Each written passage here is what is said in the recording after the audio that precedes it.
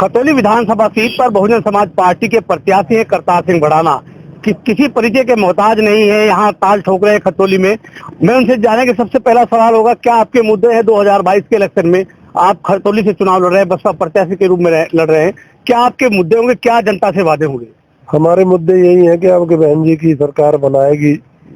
जनता ने सोच लिया है कि आपके बहन जी को लाना है और यूपी का विकास कराना है। यूपी का विकास कराना है, लेकिन इधर भारतीय जनता पार्टी और समाजवादी पार्टी लगातार हमलावर हैं। अमित शाह कहते हैं कि मैं 2013 के दंगे याद दिलाया हूँ। इधर मुख्यमंत्री कहते हैं तमंचावादी पार्टी है, तो वो दूसरी तरफ के अब जो ना मुद्दों को याद कर करके लोग बोर हो चुके हैं और उनको जो है विकास चाहिए, काम चाहिए, काम करने वाले चाहिए, खामा खाम बोलने वाले नहीं चाहिए।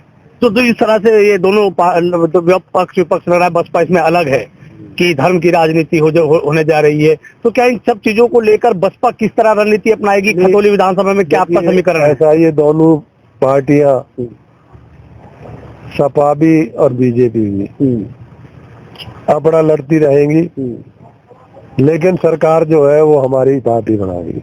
सरकार आपकी पार्टी बनाएगी। सरकार बनने के बाद क्या आपके खतौली विधानसभा के लिए विकास कार्य के एक लक्ष्य होता है कि हमें ये काम करने पड़ेंगे? मैं उस लक्ष्य के लिए तो घूम रहा हूँ, नहीं तो मैं यहाँ पे आने का मतलब ही नहीं है। वो कौन से बड़े बड़े काम होंगे जो क्षेत्र को जरूरत है? काम ये है, सबसे बड़ा काम ये है, हॉस्पिटल की, स्कूल की, कॉलेज की, इंडस्ट्री की, रोजगार की, ये सारी समस्या है। जितनी गरीबी है देख ही नहीं जाती। नहीं तो इधर तो उत्तर प्रदेश सरकार के मुख्यमंत्री कहते हैं कि हमने विकास किया है, हम बहुत सब चीजें किया है। मैं असल में इन बातों में बहस में नहीं पढ़ना चाहता। वो क्या क्या कहते हैं आप भी जानते हैं, मैं भी जानता हूँ कि एक तो होता है ना थोड़ा बहुत नमक मिला लिया जाए, यहाँ तो पूरा ही नमक होता है।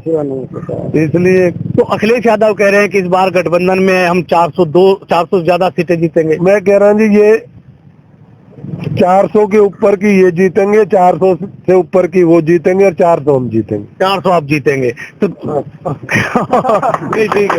तो क्या है खतौली विधानसभा की जनता को आप अपनी तरफ से एक संदेश देना चाहेंगे कि वो आपको चुनेंगे तो आप उनके लिए इस तरह से काम करेंगे? क्या एक मैसेज उनको देना? मैं जो है ना एक बेटा बन के, बुजुर्गों का बेटा बन के, बड़े भाइयों का छोटा भाई बन के और छोटों का बड़ा बन के, तो खतौली विधानसभा का आप बेटा भाई बन के कर्ज उतारने आए हैं। क्योंकि यहाँ से कभी गंगा और जमुना के किनारे पे इस जन्म में तो लिया नहीं, हो सकता है साधु फकीर बन के यहाँ रहे हो, कर्ज लिया हो और वो इतना इकट्ठा हो गया उस जन्मों से कि हम उसके लिए एक ताकत चाहिए।